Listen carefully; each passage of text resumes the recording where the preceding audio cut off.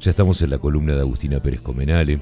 Les contamos que en los últimos días se encendieron las alertas por una vulnerabilidad en WhatsApp que permitió acceder a información como fotos de perfil y estados vinculados a números de teléfono. Aunque muchos lo ven como datos públicos, en Uruguay tanto el número como la imagen son considerados datos personales por ley y su acceso o uso indebido puede habilitar estafas, suplantaciones de identidad y otros riesgos. Por eso es clave entender qué implican este tipo de filtraciones y qué podemos hacer para protegernos, y para eso tenemos una especialista del otro lado, la señora Agustina Pérez Comenale. Bienvenida, Agustina. ¿Cómo están? Buenas tardes. ¿Cómo andas, Agustina? Bienvenida. Muy bien, muy bien. ¿Y ustedes? Bien, bueno, preocupación, modo Sí, ponele. Sí, como teníamos pocos problemas, Ahora apareció WhatsApp. Venimos a complicarles un poco más la tarde. Un poco más. Ahí está. Contanos un poco, a ver. Queríamos, me parece que está bueno tomarnos el tiempo para comentar un poco este descubrimiento, que se hizo, que por suerte fue un descubrimiento y no pasó a mayores, porque este tipo de vulneraciones, como ahí explicaba Cairo al principio, son en realidad esa ventana o esa puerta que utilizan las distintas personas para ingresar a los sistemas operativos y después sí realizar capaz que prácticas delictivas, ¿no? Como pueden ser estafas, como pueden ser los hackeos, como pueden ser todo este tipo, en realidad, de distintas prácticas maliciosas que venimos comentando últimamente y han crecido mucho este año.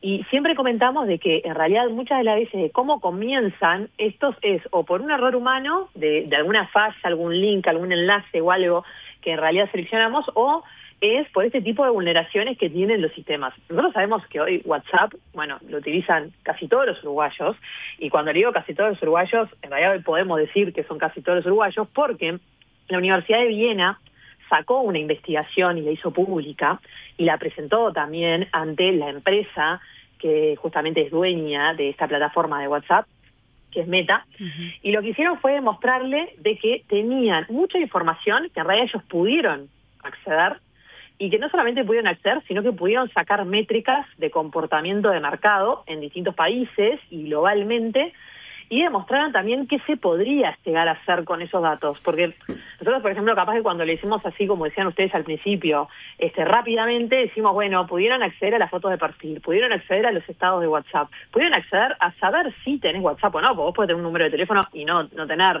descargada la opción de WhatsApp.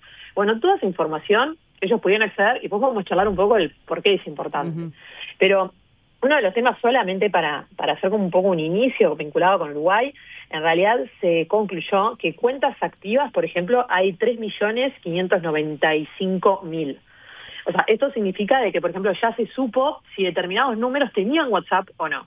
Y después de ahí sí ir a un estudio más exhaustivo, más profundo, de de qué se podía hacer con esa información. Esto, como les decía, fue presentado primero por la Universidad de Viena. Después muchas personas entendidas en el tema empezaron a sacar sus propias métricas o números de acuerdo a la información publicada. Y después, acá mismo en Uruguay, Juan Pablo de Marco también sacó algunos datos específicos de este caso concretos a este país.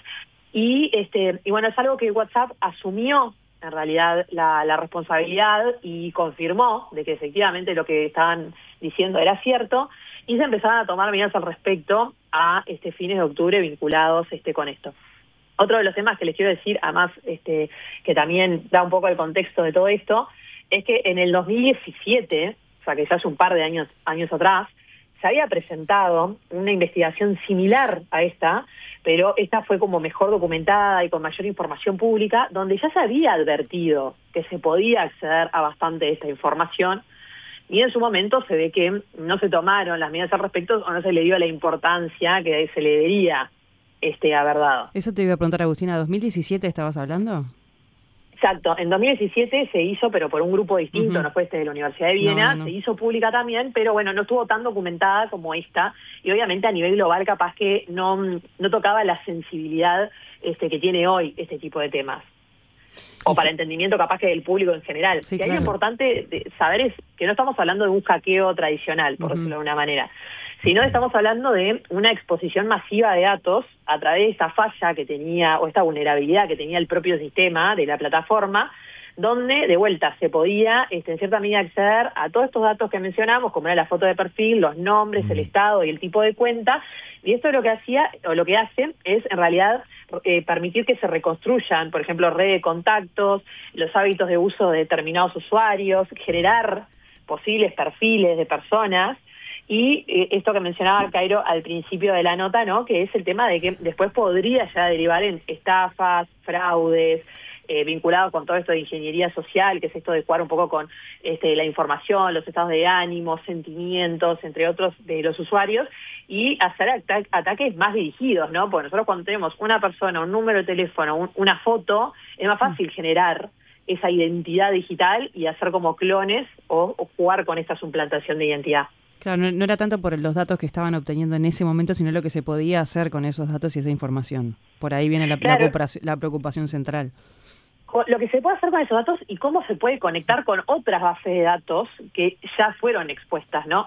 Porque, por ejemplo, cuando yo tengo un número de teléfono y me puedo asegurar que este número es de determinada persona y que esta persona utiliza esta foto de perfil, claro, yo fácilmente puedo duplicar cuentas y, por ejemplo, el día de mañana mandarte un mensaje y decirle, hola, bueno, a mis contactos quería avisarles que cambié el número, a partir de ahora tengo o empezar a contactar a determinadas personas. Se pueden generar un montón de distintas prácticas en realidad con el uso de esa información. Y ellos lo que además demostraron también, y utilizaron una metodología en realidad que se llama scrapping, que ese scrapping lo que hace, o lo que te permite es que vos todos estos datos, con un método que es como copiar información de distintas plataformas de forma automática, lo podés hacer de una manera muy rápida y podés relevar toda esa información en segundos o minutos.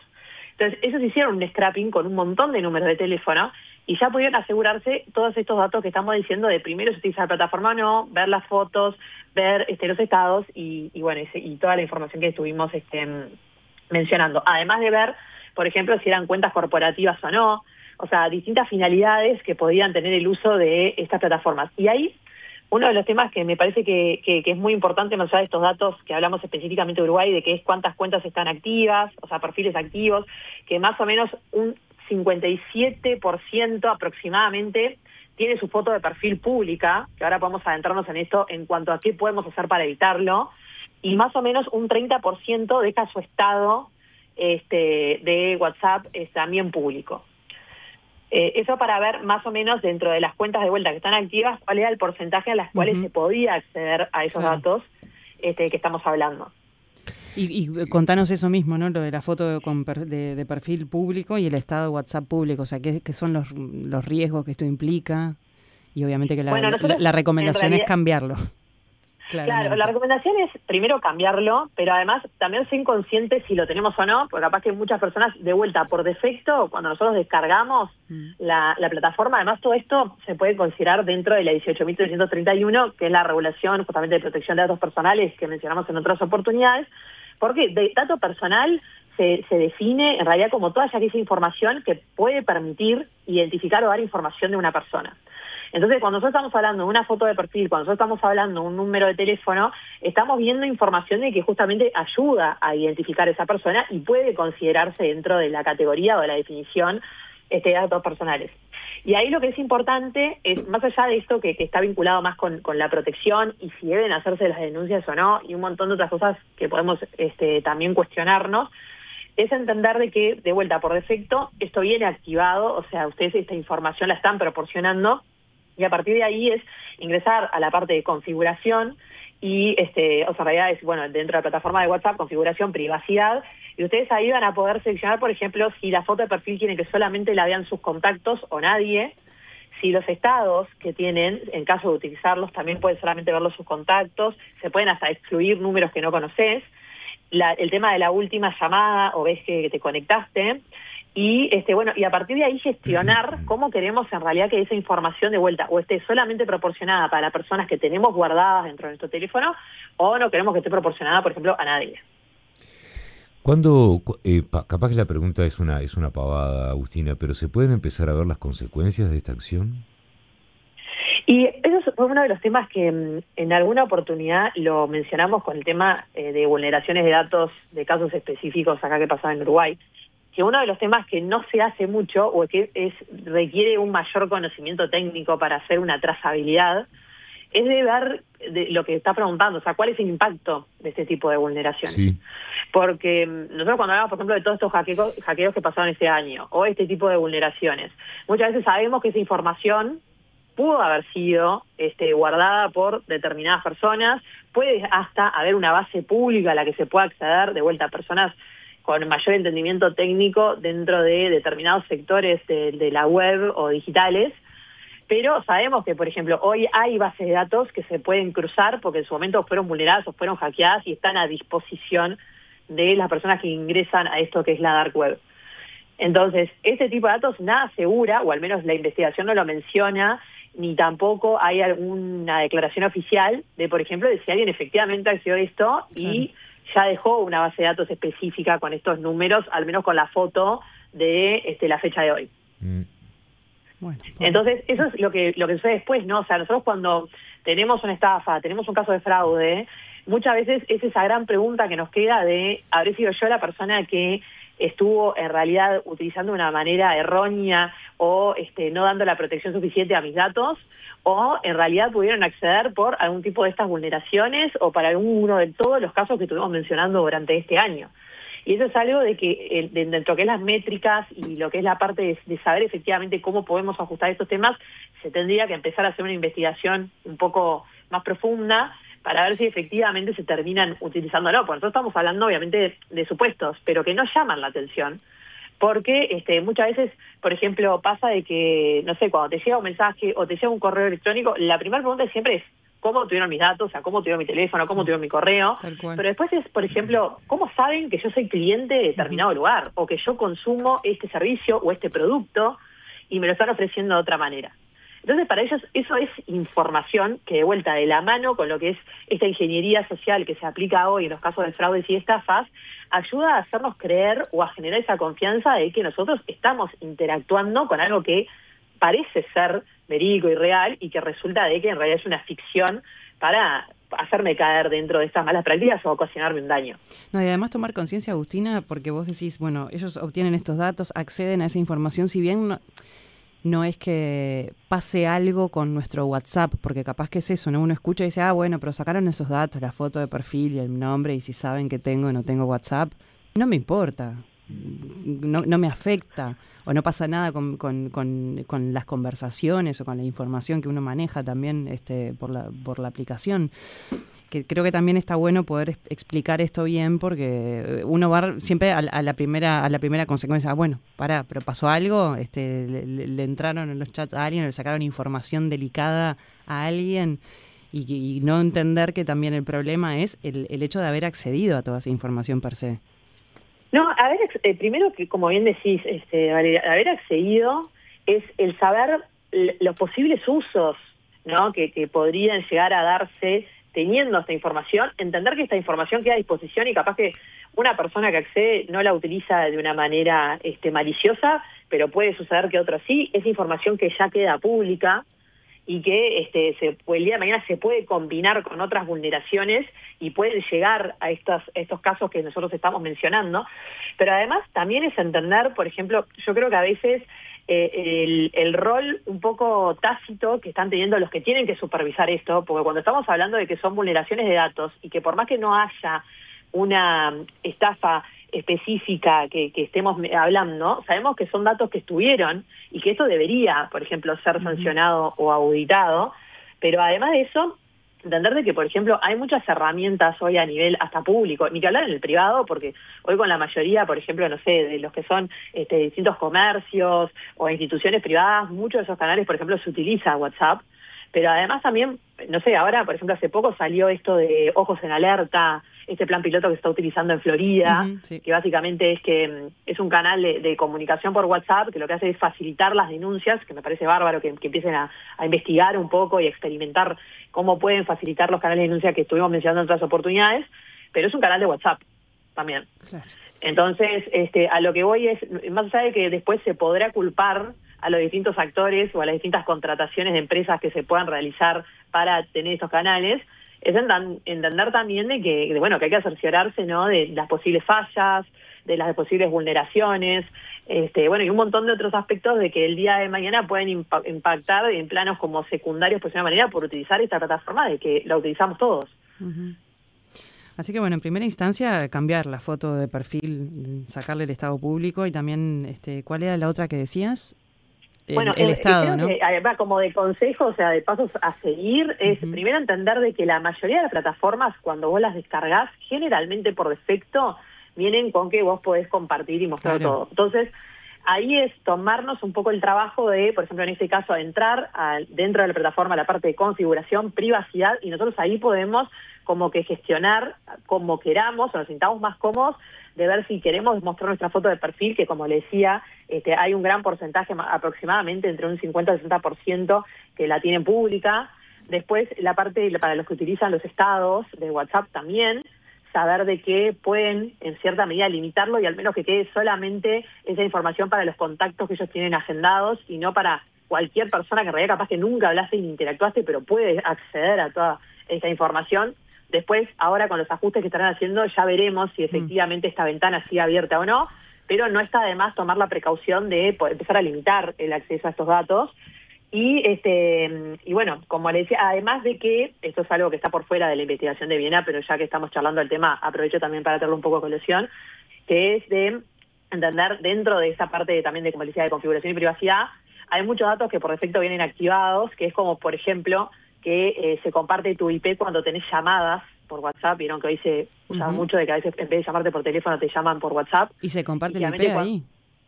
Claro, y ahí en realidad la persona que te llama, imaginemos que el día de mañana nos llama una persona que no es efectivamente quien dice ser, es una suplantación de identidad o algo por el estilo. Cuando nosotros estamos teniendo la conversación con la otra llamada, en realidad se libera la parte de ubicación, más allá del tema del cifrado de extremo a extremo y lo que es el contenido de la información per se. Pero pueden saber dónde estamos, en qué país estamos, en qué ciudad. Entonces, eso también, por ejemplo, se puede desactivar.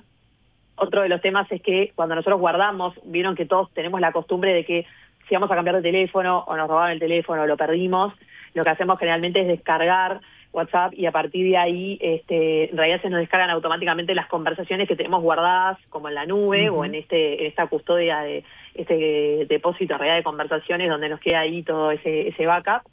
Bueno, saber que por ejemplo eso en realidad donde se guarda no está con ese cifrado. Entonces hay un par de temas en realidad que están vinculados con el uso de WhatsApp que nosotros a veces damos por entendido de que en realidad está todo cubierto y que tenemos opciones dentro de esta parte que estamos diciendo de configuración privacidad que ustedes pueden activarlas y bueno, en cierta medida seguir protegiendo sus datos. Acá nos miramos con Cairo y nos hacemos que no, como diciendo, ¿tenés? No, no. ¿Sabías esto? Estoy evaluando pegarle un martillazo al celular y volver a la edad de piedra. No importa porque queda todo guardado, ¿viste? No importa si le pegas un martillazo. Es como Drácula, no muere. No, pero ahí es importante, yo les digo que en cualquier momento, fin de semana, tiempo libre, cuando quieran, no dejen de hacerlo, de eso de entrar a la parte de ajustes, ingresar a privacidad y de vuelta ahí enseguida van a ver que se les despliega lo que es últimas de conexión, foto de perfil, información, enlaces también, quién puede mandarte links, que eso está muy vinculado con el tema también de esto de que haces un clic y caíste dentro o abriste una ventana a tus teléfonos y a tus datos. Bueno, si te pueden agregar a grupos, si te tienen que pedir la autorización o no. Hay tu estado también. ¿Cómo no conozco eso? ¿Cómo no conocía eso? No, a mí ni me mire. Todo eso es importantísimo que puedan verlo y de vuelta se tomen algunos minutos para ver el tema ubicación en tiempo real. O sea, van a encontrar un montón de temas que de vuelta generalmente por defecto vienen todos activados. Entonces ustedes tienen que tomar ese minuto para desbloquear o elegir si solo sus contactos o lo que se sienten más cómodos. Está perfecto esto que decís, Agustina. ¿Sabés qué? No sé si querés decirnos algo más con respecto a este tema. Quiero un segundito de referencia a ese concepto que estamos escuchando cada vez más. No lo de suplantación de identidad, porque ya estamos lamentablemente muy acostumbrados a escuchar hablar de esto, pero el concepto de ingeniería social, de esta técnica que se está aplicando, vos lo mencionabas hoy también. Sí, es un concepto en realidad que está muy vinculado con lo que es esta suplantación de identidad y además también, en cierta medida, no con esta terminología, pero se contempla dentro de la tipificación y las agravantes de algunos delitos. Cuando nosotros en realidad hablamos de ingeniería social, son esas estrategias que aplican las personas autoras de fraudes o de estafas que juegan con determinados sentimientos o reacciones que pueden generar en los usuarios para que caigan dentro de lo que ellos están proponiendo. Por ejemplo, el cuento del tío, digamos, el que lo conocemos con el cuento del tío. Por ejemplo, simular ser un familiar y simular situaciones de urgencia o de peligro. Por ejemplo, si vos no nos envías ya la información, vas a caer en una multa, o vas a tener un embargo, o vamos a lastimar a una persona. Después generar también lo que es la dinámica de la corrida, ¿viste? Del día a día, de que a veces en la locura te dicen, bueno, necesito que me mandes el PIN ya, claro. Y uno va y reacciona. Bueno, eso forman todo parte, así como tantos otros casos. En realidad eso es lo que se denomina como ingeniería social, de que es con lo que juegan en la parte de sentimientos o reacciones de la persona que van más allá de la tecnología, ¿no? Claro. Que forman parte también de la elaboración de esas estrategias de fraudes o estafas. Y le decía que muchas veces esto se contempla también en la ley porque, por ejemplo, en una de las agravantes en lo que es el fraude informático, que está vinculado con esta parte de estafas, que es como está tipificado, se establece que va a haber una mayor sanción o penas cuando, por ejemplo, se le hace a la víctima, se le hace creer que está ante un peligro imaginario, como decíamos, o que está también, por ejemplo, acatando una posible orden. Entonces, esos casos ya se contemplan dentro de lo que son las agravantes porque lamentablemente son prácticas muy usuales en los cuales en realidad uno baja un poco la guardia y puede llegar a caer en este tipo de casos. Y claro, te plantean una situación extrema con alguien en peligro, no sé, hay tanta, la verdad, se cranean tantas cosas para convencer a alguien de agarrarlo desprevenido que da para todo. Pero quería sí, eso, lamentablemente ¿no? Tenemos que estar muy atentos y de vuelta. Obviamente si nosotros queremos intentar no estar tan expuestos, limitando que ellos pueden acceder a este tipo de datos que capaz que para nosotros no resultan muy importantes, pero para lo que ellos es armar esa estrategia de empezar a pensar, por ejemplo, bueno, voy a tener la foto de perfil de esta persona, o ya voy a saber que utiliza WhatsApp, o voy a saber, por ejemplo, que a partir de su estado sé que está de vacaciones o que está haciendo tal cosa. Entonces, todos esos datos, a cada cosa, por más insignificante que parezca, en realidad ayuda a hacer perfiles, a hacer perfilado de personas, se le llama, y además aplicar la estrategia pertinente para bueno, poder generar toda esta narrativa, digamos, dentro de lo que son las distintas estafas. Totalmente, y siempre más vale ser escéptico en estas cosas, ¿no? Cuando uno recibe sí. mensajes, llamadas o lo que sea, que no confía mucho, no. Que en eso ya estamos medio duchos, ¿no? Digo, por lo menos sí, pero hay gente que sigue cayendo, no todo el mundo, no todo el mundo. Mirá, y sobre todo personas que no están... Recientes, sí, de personas que lamentablemente, por ejemplo, los llaman, bueno, muchas veces se da cuando el clásico esto que ya lo hablamos en un momento de las compraventas, y bueno, te mando un depósito o una transferencia con un cero de más, y te empieza a llamar el banco, ¿viste? Y después como que te llama el banco, te mandan un correo, o sea, ya no es solamente te mandan 3 mensajes y listo, y son insistentes, y juegan con esa desesperación de que el otro lado, por ejemplo, hay una persona de que capaz que está perdiendo su dinero.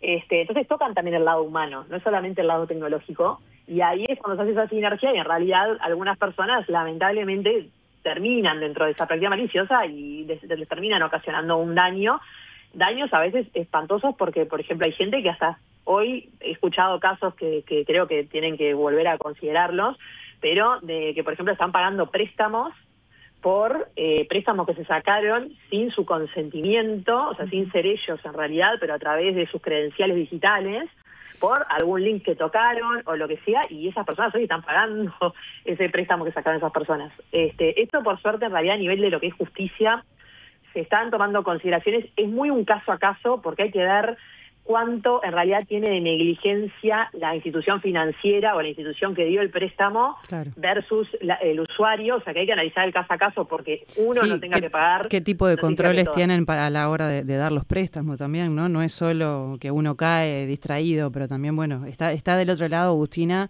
y lo hemos hablado también un montón de veces con el tema de la educación financiera, las distintas facilidades que te dan para darte préstamos, ¿no? Que a veces alcanza con un mensaje de WhatsApp y ya está acreditado.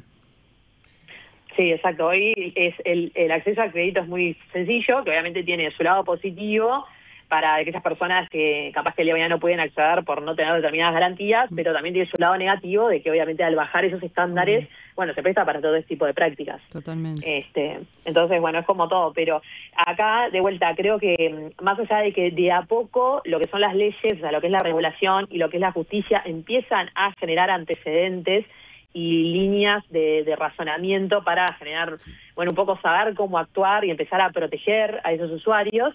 También de vuelta a entender de que hoy, por ejemplo, o el IMS es una conversación, muchas de estas plataformas lo que van a responder es que ellos ya dan la posibilidad de que vos puedas bloquear estos datos, que queda en vos. Se atajan con eso.